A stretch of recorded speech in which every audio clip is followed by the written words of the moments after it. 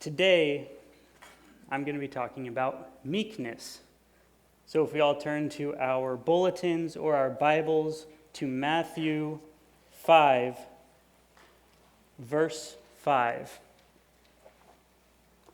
This is short. Let's move this up. Blessed are the meek, for they will inherit the earth.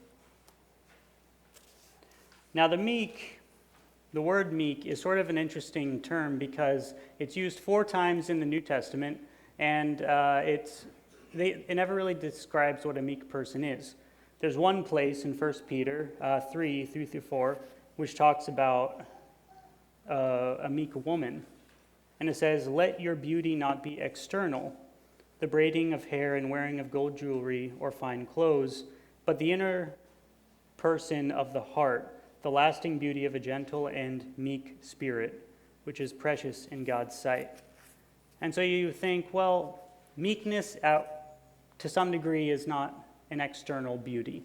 Meekness is an internal beauty, a gentle and quiet heart. And so, being an interesting word that's never really defined in the New Testament, you sort of have to look to maybe a dictionary and look at other uses.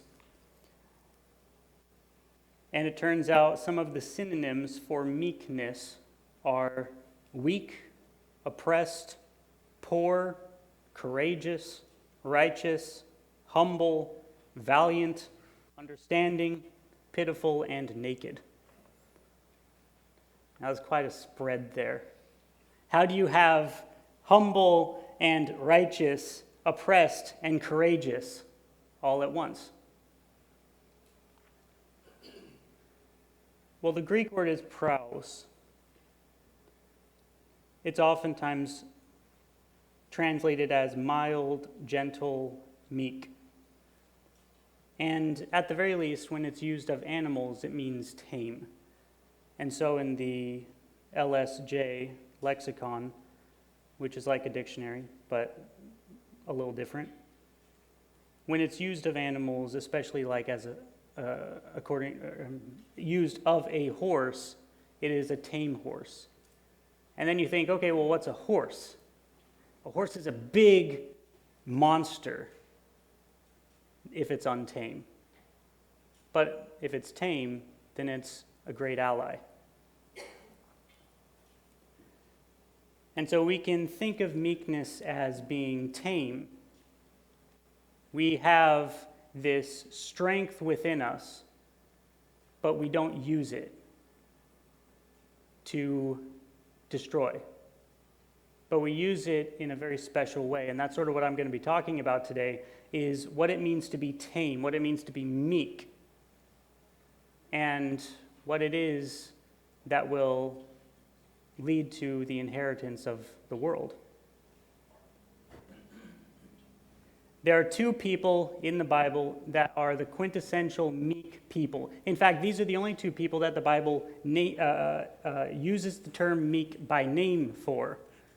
The first one is Moses. In Numbers 12:3, it says, "Moses was the most meek person in the entire world." And then the second one is Jesus. In Zechariah 9:9 and a couple places in the New Testament, it describes Jesus as the one who is meek, riding on the donkey, entering Jerusalem. So at the very least, we can start building a picture of what it means to be a meek person. You go to Moses, and what did he do? Well, every time something was happening, he would fall on his face and pray for God to forgive the people for their sins. His whole job was to do exactly what God said. Go here, so he goes there.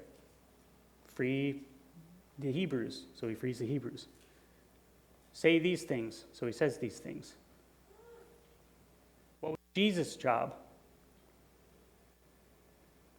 He says, "I have come only to perform the will of my Father who is in heaven." So the picture of a meek person is sort of starting to be shaped here. A meek person is somebody who does the will of the Father. But why do we have all of these synonyms? Why is meek like gentle? Why is meek courageous? Why is meek oppressed? Well, besides these models, we are given a definition of meek. We are able to turn to the Septuagint. And the Septuagint is the Greek translation of the Bible, of the Old Testament. And it uses the Greek word praus a few times, 14 times actually. And it sort of paints a bit of a more defined picture of what a meek person is.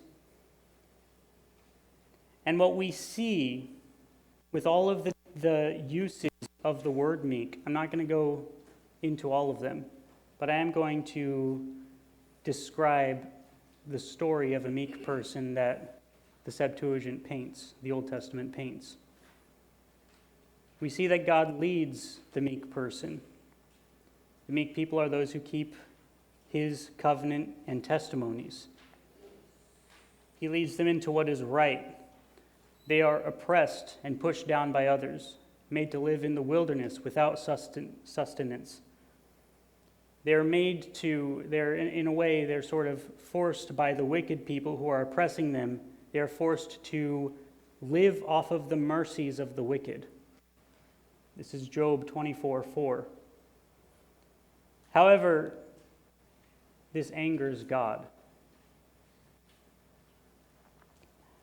And so the meek then are delivered from their enemies by God's judgment, who throws the proud to the ground, and he heals them, binds their wounds, removes the sin from them, removes any pride that may be within them, pride within a meek person.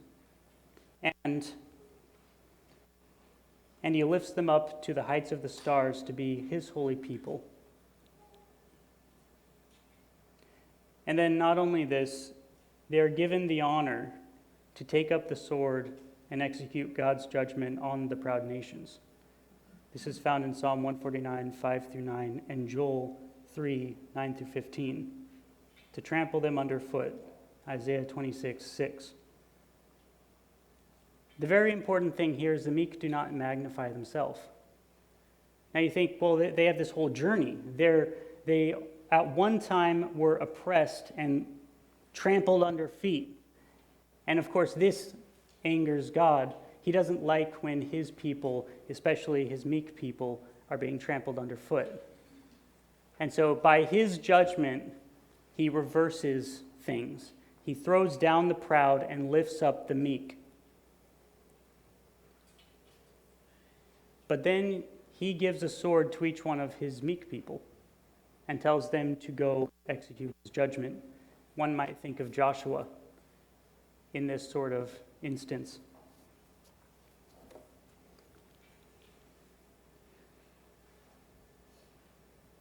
They do not magnify themselves, though. And this is the quintessential proof of a meek person, is they do not magnify themselves. This is why humility is oftentimes associated with being meek. It's because they do not magnify themselves. They're humble. But more than this, A.W. Tozer has a great quote on this. The meek man is not a human mouse afflicted with a sense of his own inferiority. Rather, he may be in his moral life as bold as a lion and as strong as Samson, but he has stopped being fooled about himself. He has accepted God's estimate of his own life. He knows he is as weak and helpless as God declared him to be. But paradoxically, he knows at the same time that he is in the sight of God of more importance than angels. In himself, nothing. In God, everything. That is his motto. And so the meek person is a tame person. And why are they tame? Why is a meek person weak? It's not because a meek person is physically weak. But a meek person, not wanting to exalt themselves, a meek person recognizes where God has placed them in this life. Without God, they are nothing. Without the work of Jesus in our life, we are nothing. We are weak. We could be a cripple. We could be even nothing. We could have never existed without the will and work of Christ. And so the meek person recognizes this. They're like, compared to everybody else, maybe they're not weak. Maybe they're strong. They could be as strong as Samson. But compared to God, they are incredibly weak. Compared to their own ideal, they're incredibly weak. I don't know if any of you have tried to, let's say, New Year's resolutions. You say, I want to be a better person in just one thing. You say, well, okay, how long does that last? That's always the joke. A month or so? 5-10 minutes? Exactly. How weak are we if we cannot even hold to 1 year's worth of a minor self-improvement? We can't control ourselves because we are weak to ourselves. And that's what a meek person understands. A meek person realizes, I'm nothing. Outside of Christ, I am absolutely nothing. And so, what does Moses, what does Jesus, and what does every single one of us do if we are meek? We say, I'm not going to do anything unless God tells me to. The story that we should think of when we think of a meek person is when the people of Israel were surrounded by enemies on every side. There was Pharaoh behind them wanting to attack them. There were the two mountains that they could not climb in order to get away from them, and in front of them was the sea. The meek person, if we are meek, we recognize that there are enemies on every side that could kill us. We could die. We could just be destroyed in an instant if everything went according to the plans of the wicked. And the people, they get to clamoring, and they begin thinking, why did God bring us out of the nation of Egypt in order to kill us in the wilderness? And what does Moses say? This is the meek person's motto. He says, be still and wait.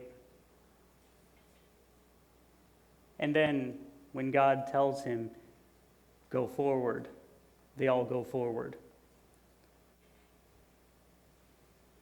The enemies are on every side, and we be still and wait. So why is one of the synonyms of meek courage? It's because we know that those enemies are also powerless. We know that they have no authority over us. We know that even if they kill us, that's not what we fear. Because we have a God who's greater than death. And so the meek person, as the armies are chasing them, can just stop running if they wanted, if God tells them to. Elisha, in the little house with his servant, the servant says, we're surrounded by our enemies. And Elisha says, he who is for us is greater in number than he who is for them. Why? Because he trusted in God. That's courage, to trust in the invisible God who's more powerful than anything physical over our own strength, which is nothing. When Jesus says, blessed are the meek, for they shall inherit the world, he's quoting a psalm, Psalm 37:7, 37:11, which says, but the meek will possess the earth and enjoy great prosperity. In Psalm 37, we get a bit of a picture painted of this meek person. In verse 7, he says, wait patiently for the Lord, wait confidently for him. Do not fret over the apparent success of sinners, a man who carries out wicked schemes. Wait patiently and confidently for the Lord. Because the meek will inherit the earth and enjoy great prosperity. Not today, maybe, but that's a promise that God has for us. And then verse 34 rounds this out. Rely on the Lord. Obey his commands. Then he will permit you to possess the land, and you will see the demise of the wicked. We wait courageously, and we rely on the Lord and obey when he tells us to do something. If he tells us to to get thrown into a lion's den, if he tells us not to bow to an idol, lest we be burned to death, if he tells us to go in front of a parade of people who are against us and just hold up a sign that says you need to repent, or outside of all of that, if he just tells us that you need to be still, I'm not getting the success I want, I'm not getting the girl I want, I am not getting one thing or another, I need to study, I need to do this, I need to busy my schedule with all the things that I want to do so that I can be successful in the way that I define it. The meek person says, no. I will go where God wants me to go, and I'll put my hand to the plow where God directs me. I don't define success. He does.